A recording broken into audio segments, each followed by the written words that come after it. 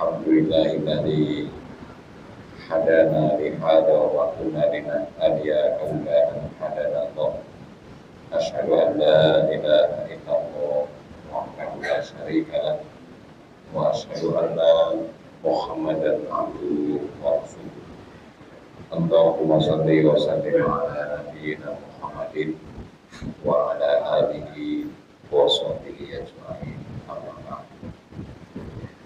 Alhamdulillah, di malam hari ini kita bersama-sama bisa hadir dalam rangka talabul ilmi, mempelajari bersama-sama prinsip-prinsip yang ada di dalam Al-Quranul Karim maupun di dalam hadis-hadis Nabi Sallallahu Alaihi Wasallam.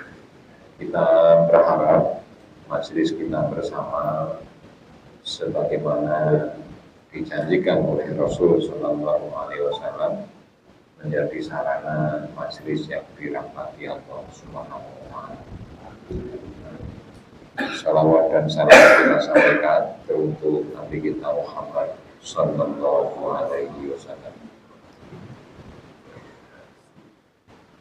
Sama'anya rahimakumullah. Pertemuan yang lalu kita sudah sama-sama mempelajari, memahami ciri-ciri hamba Allah yang disebut sebagai muqtadun atau hamba-hamba Allah yang mendapatkan predikat merespon hidayah dengan maksimal. Karena sebetulnya hidayah itu sudah disediakan, hidayah itu sudah diselenggarakan, hidayah itu sudah diturunkan semuanya, tidak ada yang tidak diturunkan. Sebagaimana rizki itu juga sudah disediakan semuanya. Tinggal kita mau mengambil bagian yang mana. Sehingga dalam hal ini posisi Allah Subhanahu Wa Taala tidak mempunyai kedoliman, tidak mempunyai kesalahan sama sekali. Kalau ada sebagian kita yang tidak mendapatkan, tidak memperoleh rezeki yang lebih banyak daripada yang lainnya, ini karena keterbatasan kita di dalam mengambil apa yang sudah Allah sediakan. Begitupun hidayah. Kalaupun kemudian perolehan hidayah kita ini tidak maksimal, Allah sebetulnya sudah menjelaskan sedemikian rupa, maka semuanya kembali pada kita bersama. Nah, orang-orang yang mendapatkan atau dinyatakan sebagai orang-orang yang respon terhadap hidayah dengan sebaik-baiknya adalah ciri-cirinya kemarin sudah sama-sama kita pelajari. Kemarin sudah sampai kepada al-i'tisam billah, kemudian al-jihadu, al-jihadu artinya bersungguh-sungguh. Allah Subhanahu Wa Taala berfirman surat Al-Ankabut ayat 69, A'udzubillahi minasyaitonirrajim, walladzina jahadu fina. Orang-orang yang serius, orang-orang yang bersungguh-sungguh di dalam menempuh apa yang kami terapkan, apa yang kami turunkan, maka kami akan berikan hidayah. Jadi jelas sekali di situ. Lana diyannahu sudulana. Kita sudah evaluasi untuk keseriusan kita bersama. Kemudian yang berikutnya adalah al-i'tiqad bil yaumil akhir, atau yang dimaksud dengan al-i'tiqad bil yaumil akhir ini adalah kita selalu mengkaitkan seluruh amal perbuatan kita, seluruh ucapan kita dengan hari akhir. Di dalam Islam saat ini yang saya ketahui, hari akhir itu ada dua macam, yaitu hari akhir di dunia dan hari akhir di akhirat. Hari akhir di dunia adalah seluruh resiko yang kita tanggung setiap kali kita berbuat baik atau setiap kali kita berbuat buruk, di kemudian hari pasti kita akan memetik hasilnya. Ya, di kemudian hari. Kemudian hari itu bisa di hari kita sudah tua atau kita sebelum tua sudah memetiknya. Ya. Kemudian yang kedua adalah hari akhir, yaitu hari akhirat. Jamaah yarhamukumullah, semuanya bergantung, hari akhir itu bergantung kepada hari-hari yang sebelumnya. Saya yakin jamaah sekalian, keberadaan posisi sekarang ini yang kita alami ini sekarang ini itu bergantung atau sangat dipengaruhi oleh kegiatan kita beberapa tahun yang lalu. Jadi, entah siapapun kita, entah jadi apapun kita. Nah, kemudian yang keenam adalah iqamatus sholat. Iqamatus sholat artinya adalah menegakkan sholat. Jamaah yarhamukumullah, menegakkan sholat ini meliputi dua macam. Yang pertama adalah dawamuha, atau mudawamatus sholat. Maksudnya adalah kontinuitas di dalam sholat.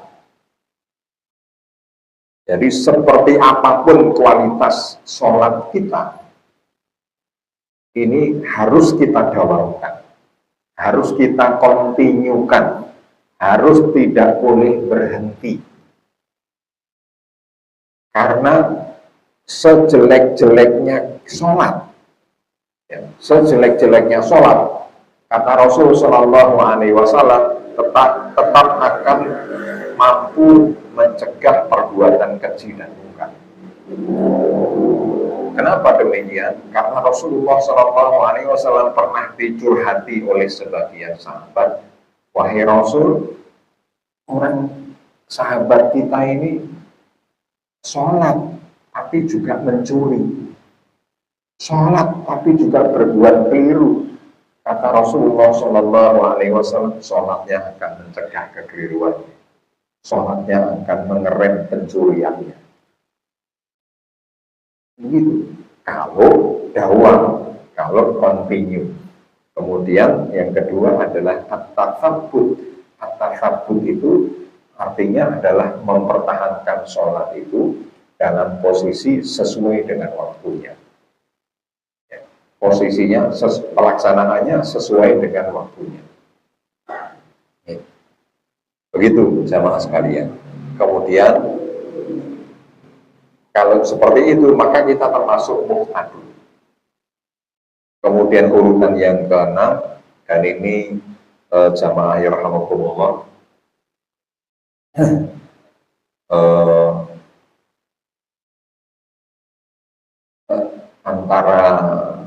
antara berat dan bagaimana gitu, poin yang keenam sebagai ciri-ciri orang yang muqtadun itu, yaitu ita zakat, menunaikan zakat. Jamaah yarhamukumullah, terkait dengan ita zakat ini memang cukup berat kita rasa. Kenapa kok saya sampaikan cukup berat? Karena zakat itu di dalam Al-Quran selalu digandengkan dengan sholat. Jadi seperti kepingan mata uang, sholat, zakat, sholat, zakat. Kalau ada sholat, ada zakat. Kalau ada zakat, ada sholat. Berarti kewajiban zakat itu seperti sholat. Yang kedua, yang membuat kita berat dalam hal ini adalah zakat itu fardu kifayah untuk pengelolanya. Jadi dalam mengelola zakat itu hukumnya fardu kifayah. Justru dengan fardu kifayah itu malah menjadi berat. Kenapa menjadi berat? Karena fardu kifayah itu harus ada. Kalau tidak ada, kalau tidak terwujud, dosa semua. Berarti kan harus ada. Imam sholat itu fardu kifayah. Kalau sampai imam sholat tidak ada, dosa semua. Meskipun semuanya sholat. Jadi posisinya itu fardu kifayah itu sangat berat. Bisa dibilang sama ya rahmatullah, kita ini masih mempunyai dosa-dosa kolektif yang sangat banyak. Dosa-dosa jamaah yang sangat banyak.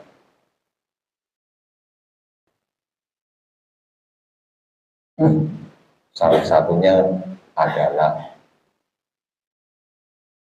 mempunyai lembaga zakat yang profesional.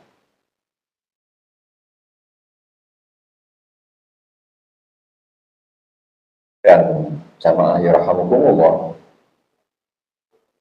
kalau ada komunitas yang mampu menegakkan amil zakat, tentu kita sangat berterima kasih sekali. Ya. Kenapa kok sangat berterima kasih sekali? Karena kita bisa mengkontrol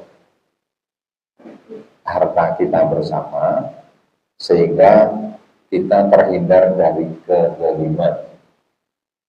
Kezalimannya wujudnya apa?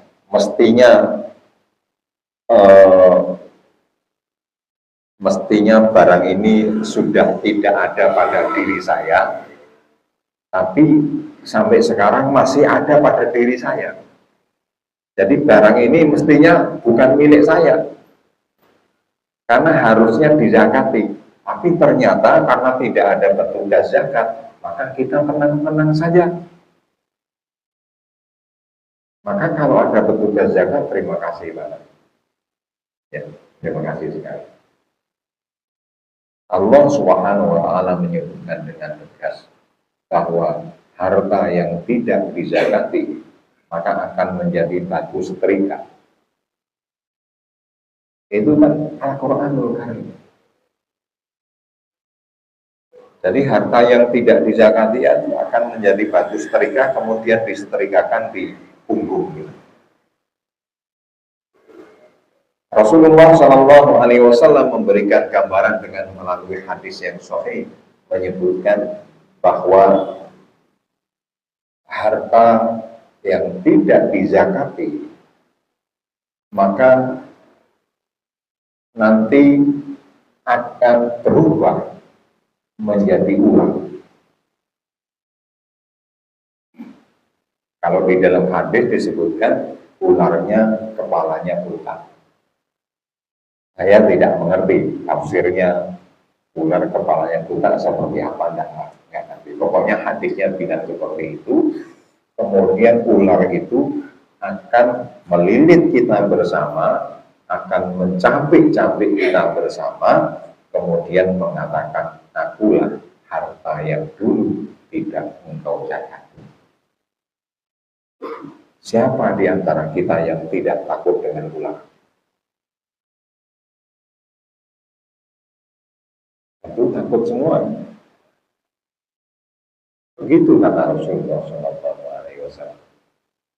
Nah, amil zakat ini secara sederhana, misalnya ini jamaahnya berapa gitu, itu kemudian amilnya itu setiap hari keliling mendata pendapatan berapa, pengeluaran berapa, kemudian punya simpanan berapa.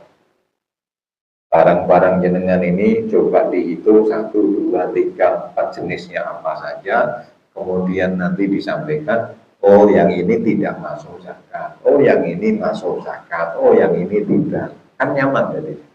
Kita menjadi aman. Sementara sekarang ini kan tidak begitu ya. Selama ini setahu saya ada memang suatu saat pendataan dari pemerintah. Ya. Ada kan pendataan dari pemerintah.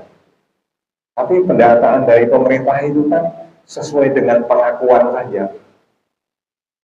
Apalagi kalau pendataannya mau dapat bantuan. Sudah bila perlu motor yang 2 ditaruh di kamar. Terus yang 1 yang jelek taruh di depan, gitu kan. Itu menurut Allah Subhanahu wa Ta'ala menyatakan orang yang seperti itu dia menganggapnya baik, padahal jelek dan resikonya nanti berat. Nah, untuk ini kita belum bisa. Belum bisa. Alhamdulillah di lazismu sudah ada, di lazismu sudah ada, alhamdulillah ya. Tapi sampai saat ini memang belum sampai menghitungkan ya. Sifatnya masih, meskipun sudah bagus, sifatnya masih di kantor saja. Begitu kan? Di kantor nanti kalau ada yang datang mau zakat kita terima. Kalau nggak ada yang datang ya wes. Ini masih belum maksimal. Barangkali nasihat tentang zakat, fikih tentang zakat itu masih termasuk pelajaran yang menakutkan barangkali. Ya, begitu jamaah sekalian yang ke-6. Jadi orang-orang yang akan diberi hidayah oleh Allah adalah orang yang menghidupkan zakat. Ya, menghidupkan zakat. Ya.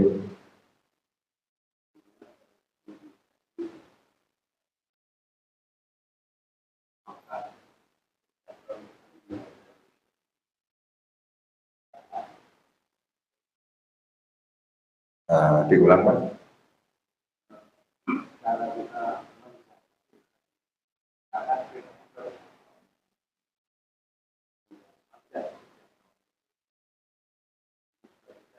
Oh iya, tentu saya awali wallahu.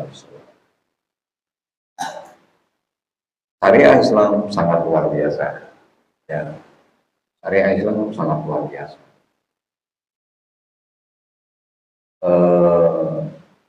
Sayangnya syariah Islam tentang zakat ini memang belum disosialisasikan dengan baik. Jadi dalam Islam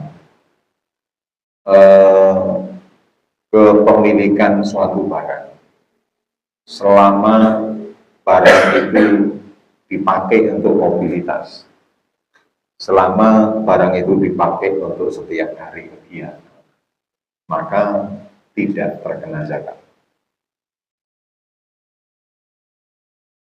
Jadi barang yang dizakati itu adalah hanya barang simpanan. Ya, hanya barang simpanan. Begitu dalam Islam ini. Sehingga kalau kita punya rumah, maka selama rumah itu dipakai, ya, itu tidak dizakat. Tapi kalau ketika rumah itu tidak dipakai, maka kemudian dizakati. Begitu. Emas itu biarpun 1 kilo, tapi dipakai semua.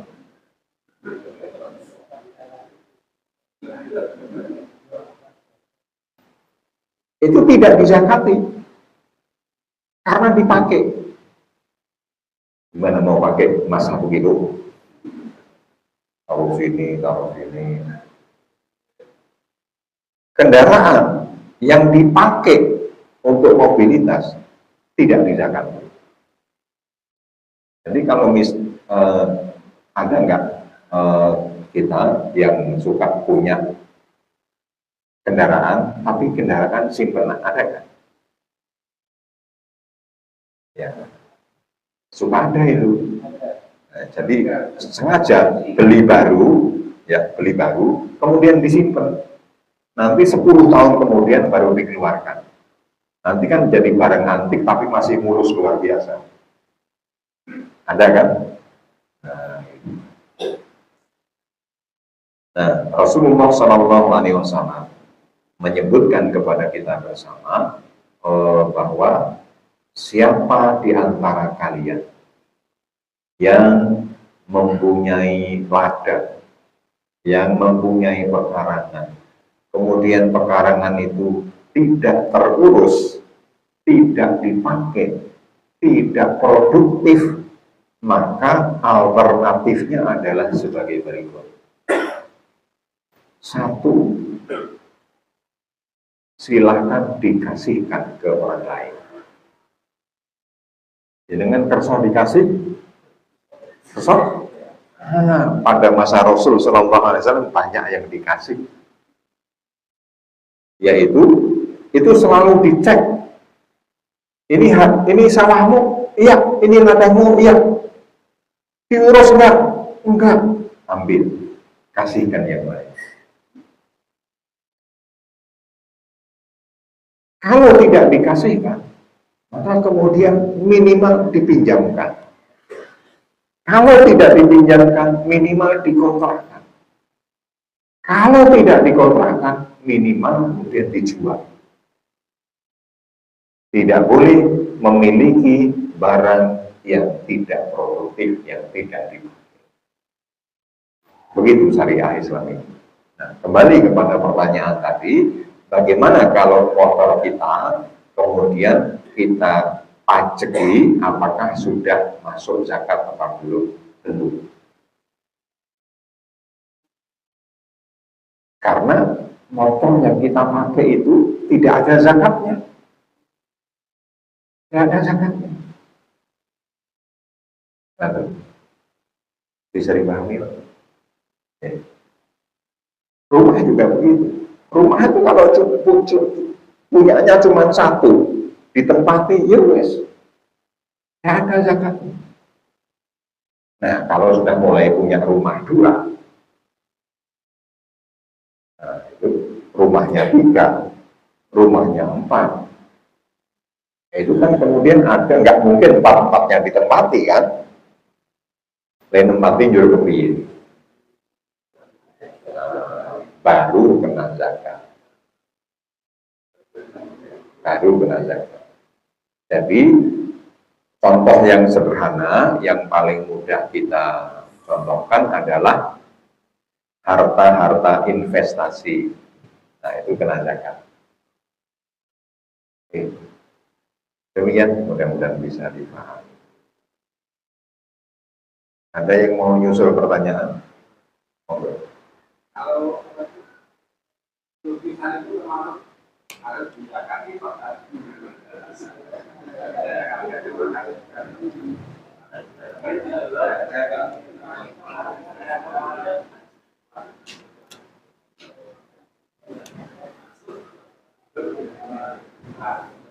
ya. Punya lukisan apa?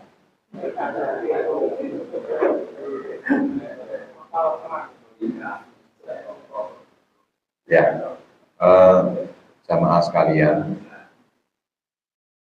lukisan ini kita masih belum bisa mengklasifikasikan apakah lukisan itu termasuk harta apa tidak.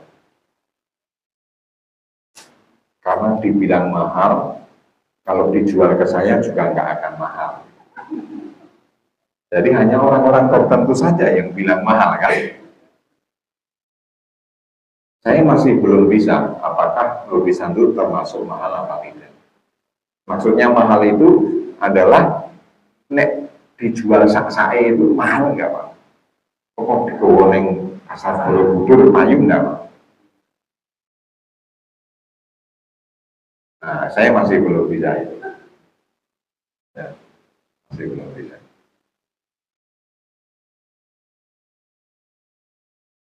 Sementara saya belum bisa menjawab dengan baik.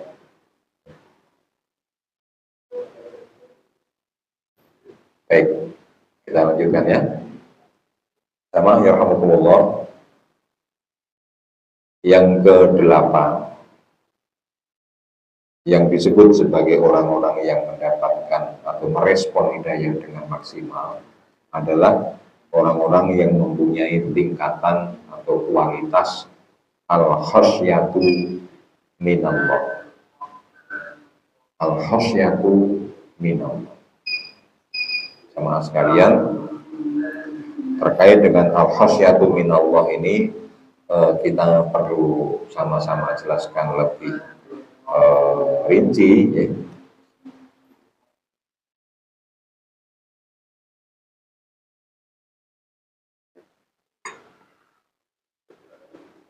Ya.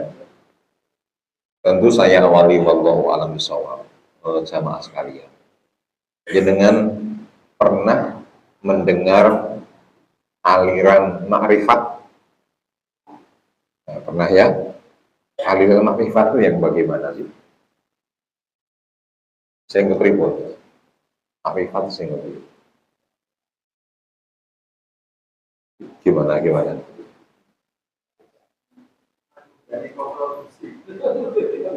Manu galeng kawula Gusti. Itu udah tingkat makrifatnya. Nah, jamaah yarhamukumullah. Sebetulnya tingkatan makrifat itu dalam Islam memang ada. Memang ada. Tapi namanya bukan makrifat. Namanya bukan makrifat. Namanya adalah al-khasyah. Namanya adalah al-khasyah. Khasyah itu apa artinya? Khasyah itu sebetulnya arti letterleknya adalah takut. Itu arti khasyah, letterlek artinya adalah takut. Akan tetapi takut yang muncul disebabkan karena sangat mengenal Allah Subhanahu wa Ta'ala. Ya. Takut yang disebabkan karena sangat mengenal dengan Allah Subhanahu wa Ta'ala. Nah, contohnya orang-orang yang khasyah ini adalah para rasul, kemudian para hawariyun, atau para sahabat di sekitarnya saat itu.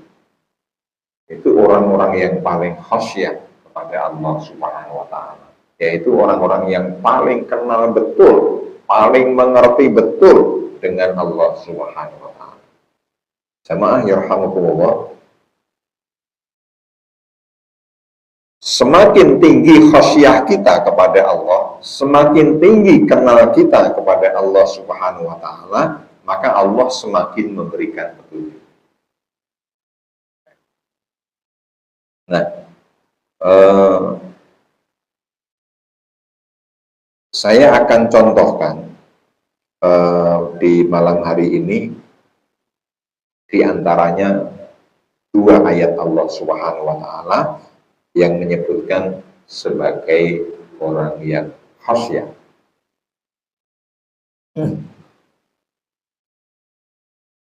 Yang pertama adalah ayat Allah Subhanahu wa Ta'ala yang menyebutkan kepada kita bersama, yang bunyi ayatnya adalah innama yakhsyallaha min ibadihi al-ulama. Ini terdapat dalam surat Fatir ayat yang ke-28. Innama yakhsyallaha min ibadihi al-ulama. Hanya saja yang bisa sampai ke tingkat khasyah, sampai ke tingkat takut dalam artian khasyah adalah dari hamba-hambanya yang dari kalangan ulama saja.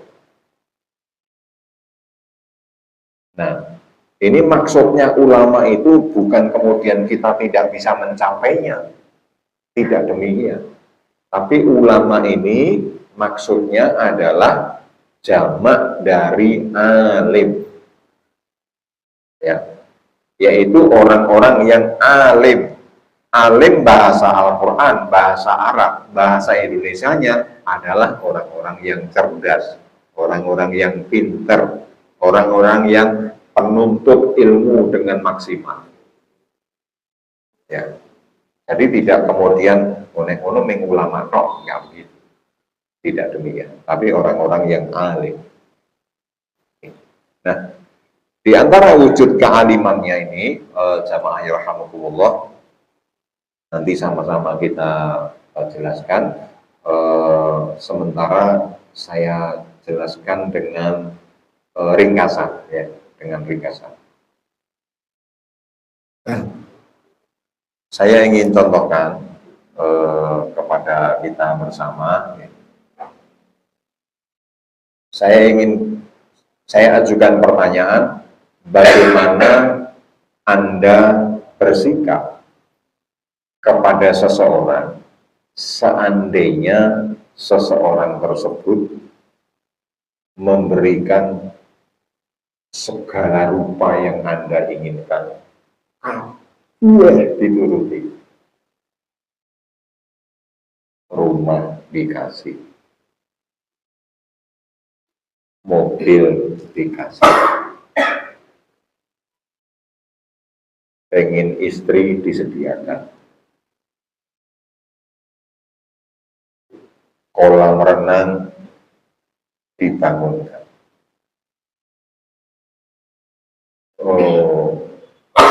Pokoknya kabeh dikasih. Nah, sikap jenengan kepada orang yang ngasih itu seperti apa? Jenengan mau mensikapi bagaimana dengan orang yang semacam itu kepada kita?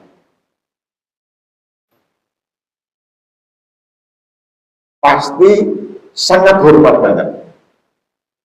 Ya. Dan pasti kita posisinya sangat takut kalau dia sampai tersinggung. Bisa dipahami ya?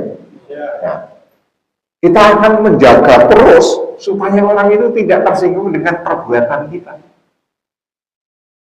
Mungkin kalau orang itu adalah saya, jenengan yang saya begitukan, itu baru dengar kendaraan saya, jenengan sudah deg-degan. Si Sopo gitu kan, wis tekan Jogoregol misalnya. Itu kan terus kita ini duduknya yuk anteng, ya taruhlah nggak usah gede-gede deh. Sekarang kalau bagaimana sikapnya sih orang-orang yang apabila jalannya mau kelewatan presiden, kayak apa sih?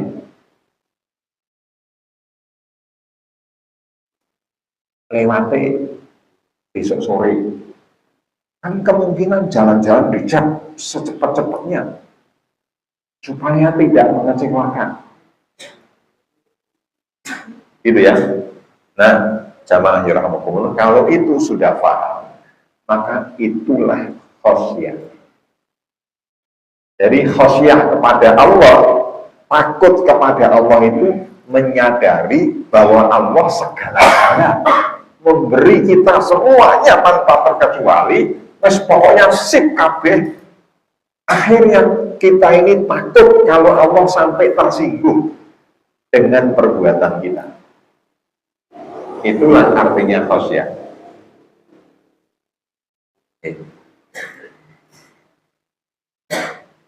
Jadi contoh sederhananya, kalau kita misalnya, ya saya contohkan saja sih, jenengan pernah nggak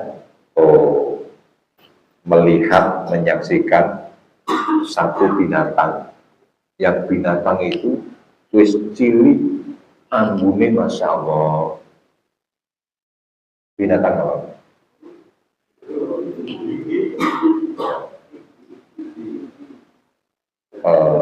Ya, itu jenengan kalau ketemu sikapnya gimana?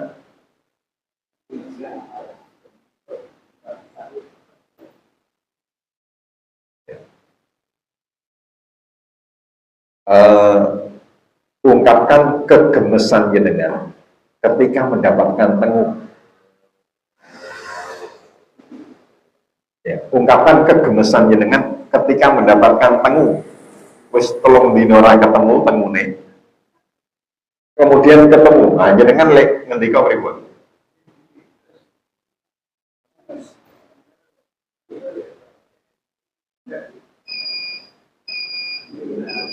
Nah, itu kalau orang yang khosyah, gitu ya. Kalau orangnya khosyah, dia akan mengatakan Rabbana ma khalaqta hadza batila. Subhanaka faqina adzabannar. Tapi kalau orang yang tidak khosyah mengatakan, koyong ini kok yo diciptakke kok. Wis cilik nyebeli sisan. Itu gambaran khosyah begitulah. Jadi tidak pernah sama sekali kalau melihat atau menyaksikan ciptaan Allah Subhanahu wa taala kemudian dia tidak ingat kepada Allah, itu tidak mungkin. Nah, itu namanya khosyah. Itu harus orang alim betul. Kalau nggak orang alim nggak bisa. Saya saja nih sampai sekarang masih dalam pelatihan. Ketika suatu saat kita ini melihat seseorang, melihat orang nyuwun pangapunten, saestu nyuwun pangapunten. Misalnya kita lihat seorang perempuan itu, ini hanya contoh loh Pak, hanya contoh. Perempuan itu wis nyuwun pangapunten, ora ayu babar belas. Kemudian cacat, ya, orang menariknya sama sekali. Itu kita berusaha untuk tidak merendahkan orang tersebut. Ya.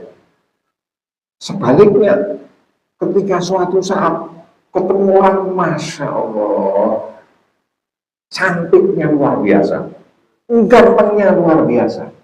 Sampai ada yang komentar begini, wah ini kalau dicomot saja, dibawa ke Indonesia langsung jadi bintang film. Saking sempurnanya. Nah, maka kemudian kita berusaha mengatakan Rabbana ma khalaqta hadza batila subhanaka faqina adzabannar. Dan begitu selanjutnya. Itulah khosyah. Nah, sama rahmatullah.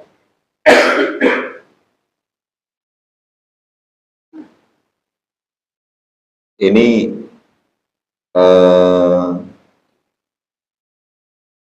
ayat yang menunjukkan khosyah yang kedua yang kita akan sama-sama sampaikan di malam hari ini. Ini khosyah yang kelas-kelas rodo ringan.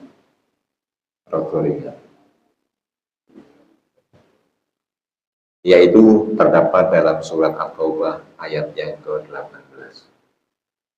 Surat At-Taubah ayat yang ke-18.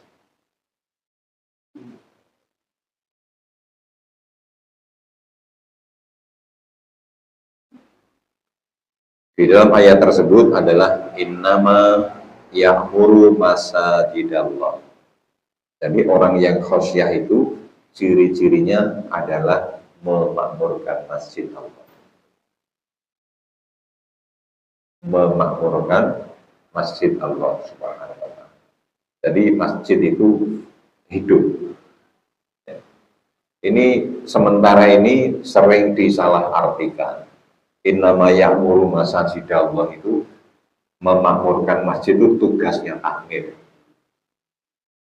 Ini salah terjemah. Memakmurkan itu ya semua. Semua kita, setiap kali kita hadir ke masjid, itu namanya memakmurkan masjid. Itu berarti kita sudah khosyah.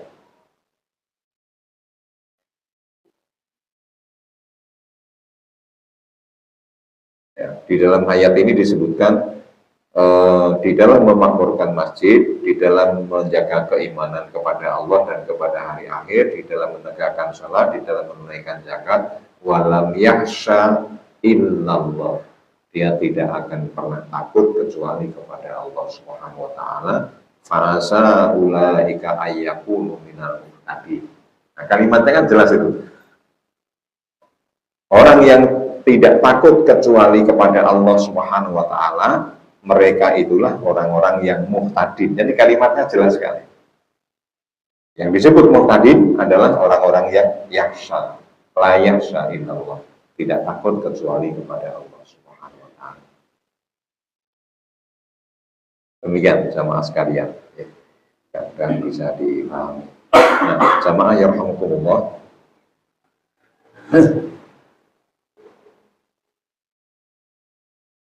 Di dalam Al-Quranul Karim ini disebutkan banyak sekali terkait dengan khosyah ini.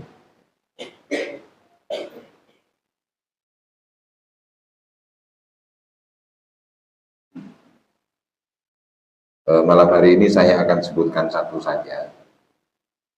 Gambaran orang yang la yakhsha illallah. Orang yang tidak takut kecuali kepada Allah Subhanahu wa taala, yaitu orang yang wala yakhsha fil haqqi laumata laim. Ini contoh orang yang yakhsha kepada Allah, yaitu wala yakhsha fil haqqi, dan dia tidak takut untuk menegakkan kebenaran laumata laim, meskipun mendapatkan cercaan, meskipun mendapatkan hinaan, meskipun mendapatkan cemoohan.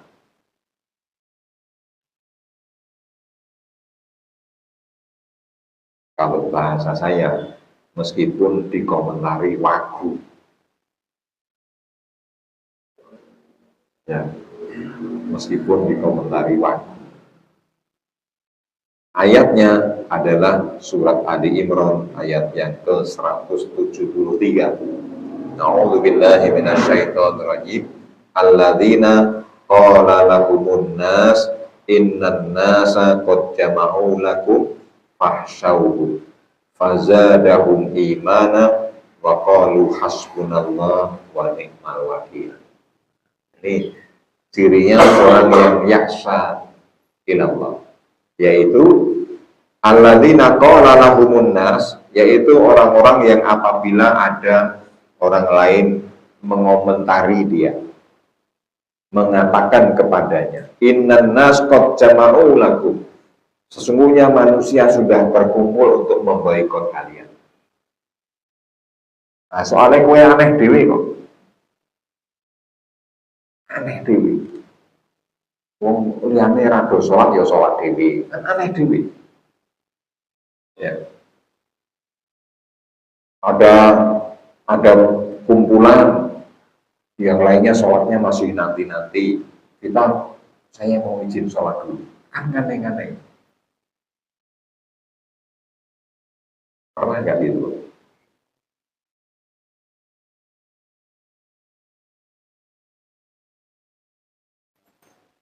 Nah, ketika itu fahsyauhum, maka kalian coba pertimbangkan pendapat mereka ini. Fazadahum imanan, dia mengatakan enggak, Saya tidak butuh pertimbangan mereka. Saya tetap beriman kepada Allah. Saya tetap pegang prinsip saya seperti ini. Kemudian dia mengatakan hasbunallah wa ni'mal wakil. Nah, itu ya. Hasbunallah wa ni'mal wakil. Cukup Allah yang menjadi pertimbangan saya.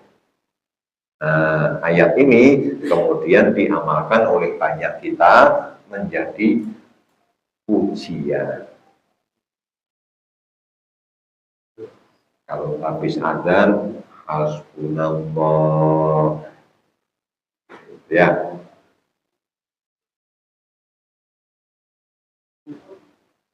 Tapi le adzan wis jam 5.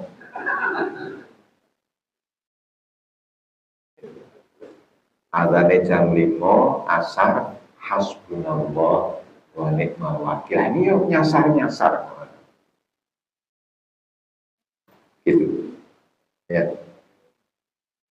Teman sekalian, ini saja yang kita pelajari pada malam hari ini.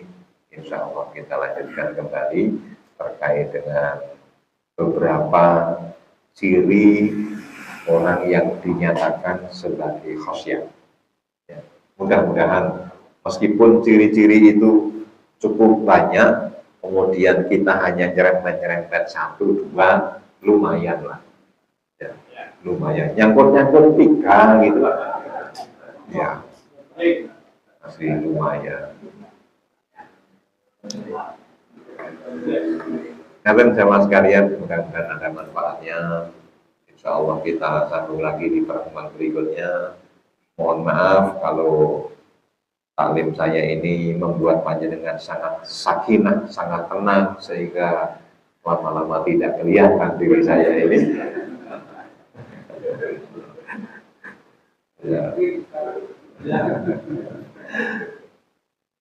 Ya, saya pernah dikomentari gitu, Ustadz yang sukses itu yang membuat jamaahnya tenang.